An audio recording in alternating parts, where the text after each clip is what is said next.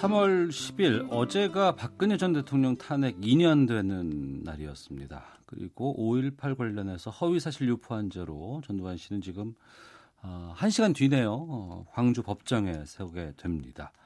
선거구제 개편안은 여전히 국회 표류 중이고 3월 국회 시작하자마자 전원 감돌고 있습니다. 정치 현안에 대해서 살펴보는 정치 구말리, 오늘은 더불어민주당 전략기획위원장 맡고 있는 강훈식 의원과 함께하겠습니다. 어서 오십시오. 네, 안녕하세요. 강훈식입니다. 예, 저희 시사본부 정치화투의 개국공신이셨는데 네, 오늘은 전략기획위원장으로. 그때가 정말 좋았습니다. 지금은 힘드신가요, 많이? 예, 그때에 비하면 사실은 이게 점심시간 끼고 하는 프로라 저도 불가피하게 하차했는데요. 네. 회의가 많아지고 또 점심 약속도 원하지 않는 약속도 많이 가야 돼서 예. 하여튼 청취자분들을 좀 자주 못 뵈서 송구스럽습니다.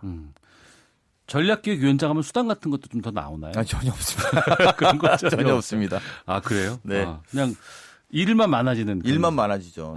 예. 그 일만 많아지는 분위기 때문에 아무래도 좀 정보도 좀 많이 아실 것 같기도 하고. 일은 많고 정보도 많고 할 말은 없고. 네. 이제 이렇게 돼서. 지난 금요일에 중포 개각이 있었습니다. 원래는 네. 목요일에 나온다고 했다가 이제 금요일에 나왔고 네. 정치인 출신이 대거 들어가지 않을까라는 전망이 많이 있었습니다만 네.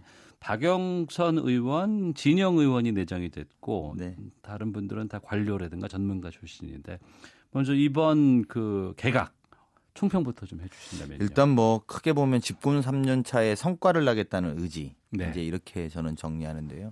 보통 장관 인사, 뭐 다른 인사도 마찬가지입니다만 인사가 메시지입니다. 네. 이번 메시지로 그러면 뭘 남기고 싶었냐? 이러면 저는 검증된 사람의 적재적소 인사를 하려고 했다. 네. 저는 이렇게 총평을 하고요. 예. 그래서 어떤 부분은 정치인이, 어떤 부분은 이해도와 전문성을 갖춘 관료가, 또 어떤 부분은 전문가가 이렇게 들어가서 어쨌든 대통령과 청와대가 네.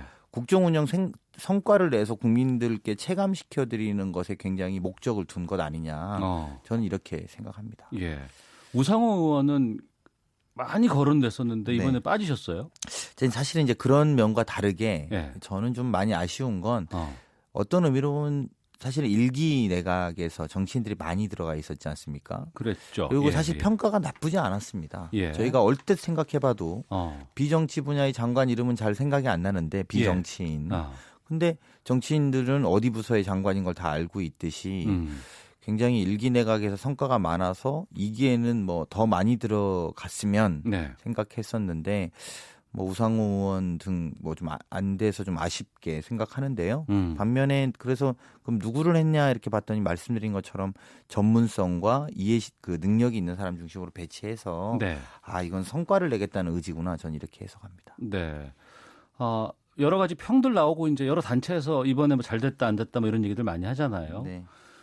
그 문화체육부 박양호 장관 내정자 같은 경우에는 사회이사 경력이 좀 문제가 되고 있고 네. 영화 쪽에서 반발을 좀 하고 있는데 이 부분은 어떻게 보세요? 뭐 그것뿐만 아니라 이제 더 많이 나올 겁니다. 이래저래게. 근데 제가 그 일기 내각 처음 하실 때 네. 집권 여당의 첫 원내대변인을 했어요. 그러면 이제 여당의 원내대변이라는 것이 야당이 공세를 막아주는 역할을 하거든요. 주로 방어 역할을 해야 되죠. 그리고 모든 청문회가 국회 안에서 열리기 때문에 원내대변인이 그걸 방어 역할을 하는데 해보면 뭐 이것뿐만 아니라 더 나올 수도 있다고 봅니다만 문제는 그 사람의 해명을 듣지 않는 한 우리가 이야기하는 건 그냥 의혹만 증폭시키더라 이런 경향이 많더라고요. 그래서 보통은 청문회에서 제가 이제 그런 기자들이나 또는 뭐 국민들이 그런 어떻게 된 거냐 이러면 사실 자초지정이나 이런 것들 이전에 사전에 먼저 말하는 게 그분들을 통과시키는 데는 별로 도움이 안 돼서 저희가 볼 때는 청문회 하면 의혹이 해소될 거다 저희는 이렇게 생각하고 있습니다. 기자 쪽에서도 여러 가지 의혹에 대해서 해명을 요구를 해도 청문회 자리에서 밝히겠다는 게 제일 그래도 선방하는 것이다. 네, 그럼요. 그리고 그게 제일 좋은 겁니다. 제일 좋은 방법입니다. 알겠습니다. 그러면 이제 앞서 청와대에 있었던 인사들은 대거 이제 당으로 복귀하는 거 아니겠어요? 네. 또 먼저 이제 있었던 그 임종석, 한병도와 같은 분들 그리고 김부겸, 김현미 등 이번에 내각 출신 인사들 당으로 이제 복귀를 하는데 이게 민주당에는 그 뭐 자리라든가 이런 어떤 영향 같은 것들이 좀 있지 않나요? 일단 큰 틀에서 보면 제가 오태훈의 시사본부에서 예전에 처음 나와서 막 그랬는데 네. 여의도 말을 보지 말고 발을 보라고 예, 제가 예, 그런 예. 이야기 했었는데 예. 이제 발들이 모이고 있는 겁니다. 음. 발이 모이고 있다는 건 역량이 모이는 건데요. 네. 청와대 출신 인사들 그리고 장관했던 청문회가 끝나면 이제 장관들도 돌아오게 되면 소위 여기 역량이 굉장히 강화되고 그리고 능력이 강화되는 지점들이거든요. 네. 그래서 이런 것들을 잘 보면 다음번 총선은 어쨌든 여당은 능력 있는 사람들 중심으로 공천하겠다는 뜻이 되겠구나. 이렇게 예측해 볼 수 있죠. 예. 제가 삼자 화법을 약간 유체 화법을 쓰고 있는데 민주당이 능력이 있다. 집권 여당으로서 능력을 보여주기 위한 좋은 분들이 다 모이고 있는 거고요. 일각에서 말하는 개파로 보는 것은 좀 적절하지 않은 것 같고 네. 좋은 경험이 당에 와서 이렇게 잘 녹아내리면 당도 이제 능력이나 정책 능력이나 집행 능력이 더 향상될 거라고 보고 네. 다만 이제 한 분 한 분 그러면 어디다가 배치하느냐 이런 것들을 물어보시는 분들도 있는데 아직은 이제 그런 단계는 아니고 조금 더 다 모여서 그런 것들까지도 이제 고민해서 좋은 진용들을 잘 갖춰 나가는 게 여당의 역할 아닌가 싶습니다. 그러니까 그러한 진영들을 갖추는 것은 내년 총선을 위한 것이잖아요. 그렇죠. 예. 그리고 내년 총선의 의미가 지금 이제 문재인 대통령이 5월 달이 되면 이제 만 2년이 되시는 거잖아요. 그럼 이제 뒤에 3년이 남는데 총선까지 1년. 즉 총선이 끝나고 나면 뒷부분이 2년이 남습니다. 네. 그래서 문재인 정부의 개혁의 성공 마무리를 지을 이 위해서는 이제부터는 당이 더 중심에 서서 총력으로 해야 되거든요. 네. 그래서 그런 것들까지도 아마 고려되어 있는 것 아닌가 싶습니다. 네. 그 와중에 대통령의 복심이자 최측근으로 알려진 양정철 전 비서관이 민주연구원 원장으로 돌아온다는 보도들이 참 많이 나오고 있습니다. 네. 이전부터 나왔었고요. 수락했나요? 네, 그런 것 같네요. 어. 네, 수락한 걸로 알고 있고요. 예. 민주연구원이란 자리는 굉장히 중요한 자리입니다. 그래서 저도 민주연구원 부원장이거든요. 아, 지금요? 네. 이게 전략기획위원장이 연구원의 부원장을 같이 담당하고 있습니다. 아, 그래요? 예, 그럼 예. 양정철 그 전 비서관이 이제 원장으로 온다는 거네요. 그렇죠, 그렇죠. 예. 만나셨어요? 아닙니다. 이제 만나야죠. 이제 만나야 될 것이고. 예. 그래서 연구원의 의미가 이제 우리 청취자분들이 좀 간단하게 이해하시면 장기적인 정책도 짜고 또 당의 전략에 있어서 장기 전략을 짭니다. 네. 단기 전략이나 중기는 이제 당 전략기획위원회에서 하고요. 네. 그리고 장기 전략도 같이 호흡을 맞추기 때문에 이 의미는 어쨌든 당의 정책과 전략에 큰 기준들을 좀 세워나가는데 중요한 역할을 해주실 거다 저는 이렇게 믿고 있습니다. 총선 앞두고 인재영입 같은 거 참 많이 하잖아요. 네. 여기서 민주연구원에서 그런 거 하나요? 인재영입은 또 인재영입위원회를 또 별도로 설치할 겁니다. 아마. 아, 그래요? 네. 그러면 원장 취임은 언제 하시는 거예요? 취임식은? 지금 뭐 취임까지는 정확하게 이런 것들은 좀 마지막에 조정이 필요한데 현재 원장님 임기가 5월 달까지로 알고 있어요. 예. 아마 그 순서에 맞춰서 하지 않을까 싶은데요. 아, 5월 전후로. 예. 알겠습니다. 아, 부원장이셨구나. 네. 예. 감투만 많습니다. 능력은 없는 사람이 감투만 많아서 참 송구스럽습니다. 아유, 뭐 저한테 송구스럽게 있나요? 자, 다음 주제로 좀 가보겠습니다. 저희가 일부에서도 뭐 조비오 신부님의 조카인 조영대 신부님 연결해서 말씀을 좀 나눠봤습니다만 오늘 이 전두환 전 대통령, 전두환 씨의 광주행 어떻게 보고 계십니까? 저는 어쨌든 전직 대통령인데 끝까지 비겁한 모습을 보여줘서 그냥 국민의 한 사람으로 좀 속상해요. 네. 네, 이렇게 하실 필요가 있을까. 특히나 끝까지 버틴 모습. 그냥 설령 이제 저는 뭐 그분의 생각을 별로 동의할 수는 없습니다만 예. 이 좀 버티다가 마지못해 내려가는 모습 자체가 하여튼 뭐 많이 속상하다, 안쓰럽다 이런 생각도 좀 들고요. 화난다라는 표현을 좀 제가 애둘러 하고 있는 건데요. 예. 특히나 5.18 모독 이후에 국민적 공분도 커지고 지난해 말에는 알츠하이머라고 그렇게 대대적으로 말해놓고 그 뒤로 부부 동반 골프 친 게 또 논란이 되고 이런 이중적 행태 그러다가 재판에서 계속 불참하고 근데 그게 또 시민들이 볼 때는 국민을 무시하는 눈으로 보였던 거잖아요. 네. 그리고 나서 강제 조치가 이루어지니까 이제 마지못해 오늘 내려갔는데요. 사실은 이런 것보단 오히려 제가 광주 시민의 반응을 보면서 좀 놀란 거는 감정적 대응을 안 하시더라고요. 차분하게 오히려 차분하게 재판을 보자 이런 시민들의 대응이 오히려 훨씬 수준이 높은 모습을 보여주어서 어쨌든 뭐 오늘 결과가 민심이 원하는 결과 우리가 뭐 법 전문가는 아닙니다만 네. 법의 상식이 통하는 세상임을 보여주는 결과가 나왔으면 하는 바람입니다. 예. 그것과 연계해서 5.18 민주화운동 관련해서 이제 망언을 하거나 망언을 방조한 것으로 이제 징계를 받게 되는 이제 자유한국당 의원들이 있습니다. 네. 자유한국당 쪽 자체 징계는 지금 상당히 좀 더뎌지는 것 같기도 하고 네. 국회 차원의 징계는 지금 어떻게 이루어지고 있는 거예요? 두 가지가 있는 건데요. 예. 먼저 5.18 망언에 대한 자체 징계는 없는 것처럼 안 나오고 있어요. 예. 윤리위원장이 당 윤리위원장이 사퇴해서 그래서 이거를 황교안 대표의 첫 번째 시험대로 우리가 생각하고 있었는데 본인이 이거를 선거 때 표현한 세모로 답하고 있는 건 아닌가 이런 의구심이 들고요. 윤리특위에서 이제 또 국회 차원에서도 계류되어 있는 것들이 있습니다. 근데 다만 이 부분에 이제 서영교 의원이라니 손혜원 의원 징계권도 같이 올라가 있거든요. 예, 예. 그러니까 여러 개의 것이 같이 올라가 있는데 이걸 함께 섞어서 이제 이야기를 하고 있습니다. 한국당이. 근데 이거는 사실 사안이 다릅니다. 네. 이게 무슨 말씀이냐면 손혜원 의원 같은 경우는 이해충돌 방지 관련된 내용인데 여기는 한국당에는 뭐 송원석, 이장우, 장제원 의원도 해당된다는 언론 보도들이 나온 적이 있지 않습니까? 예, 예. 그럼 이제 이거를 같이 올려서 다 같이 처리하자는 게 저희들의 입장이고요. 예. 뭐 소영교 의원도 뭐 거기 비슷한 게 한국당의 홍일표 의원이 그런 비슷한 케이스라고 보도가 났으니 그런 것들을 같이 올려서 하자는 게 우리 당의 입장이라면 5.18 모독은 그런 비슷한 건이 없거든요. 네네. 근데 그걸 마치 다 섞어서 하자고 하니까 그런 문제를 하는 것은 민주주의 근간을 저는 훼손하는 일이라고 보고 이번에도 그 국회의장이 개회연설에서 그런 말을 했는데요. 30몇 건인가가 윤리특위에 올라와서 단 한 건도 징계된 게 없다는 거 아닙니까? 네. 그거 국회의원이지만 참 부끄럽게 생각하고요. 여야를 떠나서 이 5.18 망언 같은 경우는 함께 이번에 징계하는 어떤 새로운 모습을 좀 보여줘야 된다 저는 이런 생각은 좀 듭니다. 네. 일부에서는 국회 윤리위가 있는 게 그 윤리위로 징계를 위한 것을 방패하기 위한 그런 장치다라고 얘기하시는 분도 많이 계시던데요. 네, 그런 비판이 있죠. 윤리방패위원회라고. 네. 그래서 윤리를 오히려 막아주고 해서 물타기 해주는 효과를 뭐 만드는 것 아니냐는 지적이 있고요. 그건 아프게 생각합니다. 저희는 오히려 그래서라도 이번에는 5.18 망언 같은 경우에는 한번 딱 민주주의를 훼손하는 국회의원들에 대한 징계는 반드시 좀 한다. 이런 좀 모범을 한번 세웠으면 하는 바람입니다. 네. 자, 그런 상황에서 자유한국당 그 황교안 신임 대표 행보는 어떻게 보세요?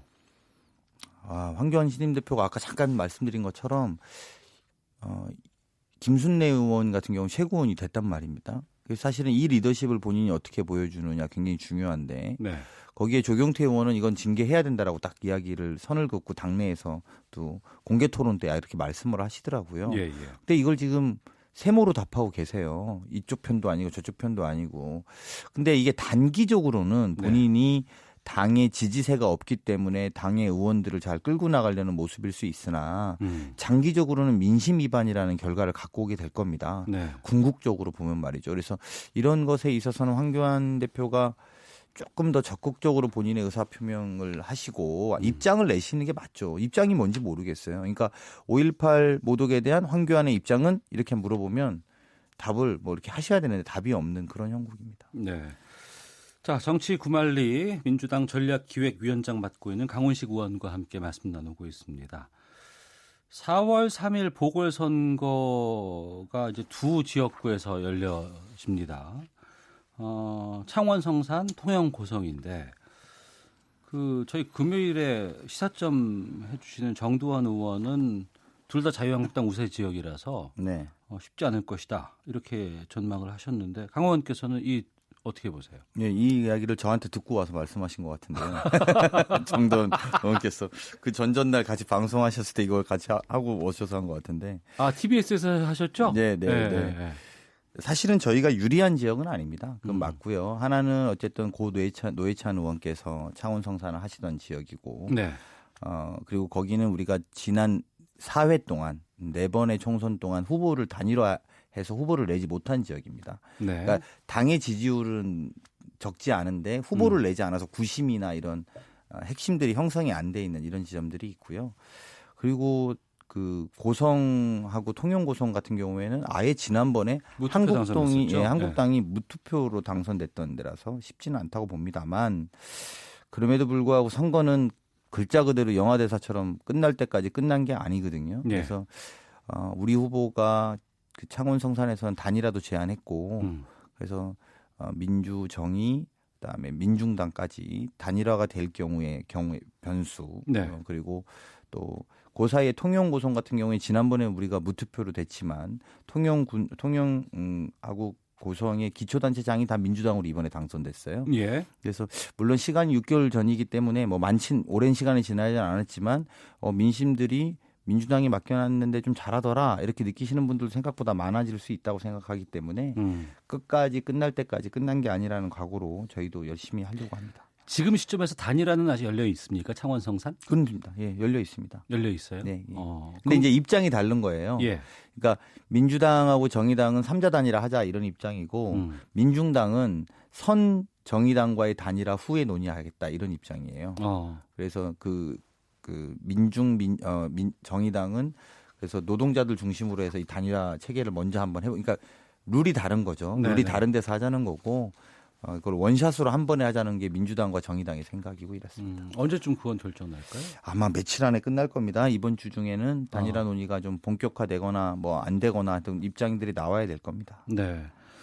선거구제 개편 논의 시한을 그 심상정 정개특위위원장은 10일로 최후 통첩했었습니다. 어제였죠. 네. 예. 그리고 자유한국당 쪽에서는 의원 수를 줄이는 그리고 비례대표제를 없애는 그런 그 안을 지금 발표를 했는데 네.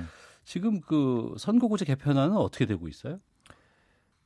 뭐 방금 말씀하신 대로 바로 그 상황인데 어제까지가 마무리라고 하니 그 최후 통첩 한 날에 한국당이 냈는데 한국당 낸 안이 비례대표를 없애고 의원 정수를 줄이자. 네. 그래서 얼핏 보면 국민들이 국회의원 숫자 줄이자는 요구가 높거든요. 예. 그러니까 얼핏 보면 그럴듯한 이야기를 했습니다만 이게 사실은 전 참 이해가 안 가는 게 우리나라 헌법의 41조 3항에 입법 명령 조항으로 들어가 있습니다. 뭐라고 들어가 있냐면 41조 3항은 국회의원의 선거구와 비례대표제, 기타 선거에 관한 사항 이렇게 딱 나와 있어요. 비례대표가 헌법에 명시되어 있군요. 있는데 예. 이거를 마치 선거법을 개정하면 되는 사안처럼 이렇게 치환해 버리셨어요. 물론 뭐 많은 국민들은 국회의원 숫자를 줄이라는 말씀을 하시지만 예. 그 여부를 떠나서 헌법에 위반되는 안을 갖고 와서 제1야당의 원내대표가 발표를 한 것에 대해서 심각하게 좀 유감이고요. 예. 이런 공격이 계속되면 아마도 제 생각에 그러니까 개헌하자는 거 아니냐 이렇게 나올 수도 있을 것 같아요. 네. 근데 개헌 논의 하자고 할 때는 안 하시다가 이렇게 말하는 것에 대해서 약간 앞뒤가 안 맞는 모양새라서 한국당이 진정으로 선거법을 고쳐서 본인들의 기득권을 내놓을 생각이 있는 건지 아니면 더 기득권을 보호하기 위해서 선거법을 그냥 안 고치지 말자라고 말하면 민망하니 여기에서 정말 무리한 수를 던져서 네. 선거제도 개편하는 것 자체를 무산시키려는 것 아닌가 저는 그런 의혹이 더 훨씬 강합니다. 그러면은 패스트트랙으로 갑니까? 패스트트랙은 패스트트랙 가야 되겠죠. 한국당 쪽에서는 패스트트랙하면 의원직 사퇴하겠다고 하는데. 예, 뭐 제가 더 할 말은 아니고 하여튼 그 국민들의 염원은 조금 더 전문성 비례성을 강화하고 일하는 국회로 전환하고자 하는 결론을 냈으면 좋겠다는 거고 그것을 여당과 야당, 한국당을 뺀 모든 야당이 다 합의해서 지금 선거구 안을 만드는 거니까요. 거기에 걸맞게 그거에 맞춰서 같이 조정하자라고 이야기를 해야지 전혀 반대의 안과 더군다나 헌법까지 위배되는 안을 내는 것이 옳은지는 의문스럽습니다. 알겠습니다. 마지막 질문 드리겠습니다. 네. 자유한국당 지지율이 탄핵 전국대와 비교해서 상당히 많이 올라가고 있다는 뉴스가 나오고 있습니다. 네. 더 올라갈 수 있을 것 같다라는 전망도 있고 우경화된 당의 스탠스 때문에 박스권에 갇혀 있을 것이다라는 전망도 있습니다. 네. 당의 전략기획위원장으로서 어떻게 보시는지. 일단 많이 아프고요. 네. 네, 많이 올라간다는 게 많이 아프다고 생각하고 저희 보고 더 잘 해야 된다라는 국민들. 그 얘기도 많이 있기는 해요. 자유한국당이 잘해서가 아니고 민주당이 역할을 잘 못해줘서라는 얘기들도 많이 나오거든요. 예, 저희 뭐 그런 건 정말 아프게 생각하고 더 자라나는 민심의 요구다 이렇게 생각합니다. 근데 정부의 안티 체제로서의 맥시멈은 30%인 것 같습니다. 그렇게 저는 개인적으로는 이 안티 체제로 30%까지 올라간 것도 잘 이해는 안 갑니다. 뭘 잘하겠다고 하는 건지는 모르겠으나 예. 그냥 뭐 이 정부가 못하는 것 같아서라고 해서 30%까지 찍어줬다라고 생각하는데 저는 이것이 결국은 집권당이 되는 과정이거나 아니면은 새로운 대안으로 국민들에게 가는 과정에까지는 아직 한국당 숙제가 많다고 생각하고요. 예. 그 과정이 아까 말씀하신 민주당이 더 잘하라는 명령, 국민의 명령으로 생각하고 더 열심히 하겠습니다. 경제 관련된 수치가 뭐 개선되고 있지만 아직 우리 피부로 느끼는 게 없어서 네. 아우성이니까 그런 여당에 대한 지지율이 좀 떨어지는 것 저희는 아프게 생각하고 경제 살리는 데 더 노력하도록 하겠습니다. 알겠습니다. 자, 정치 구말리 민주당 전략기획위원장 맡고 있는 강훈식 의원과 함께 했습니다. 오늘 지금 여러 주제를 갖고 지금 저희가 질문 드리려다가 반밖에 못했어요. 네. 다음에 한 번 더 오시는 걸로 네. 이해하겠습니다. 알겠습니다. 예. 네. 오늘 말씀 고맙습니다. 네, 고맙습니다.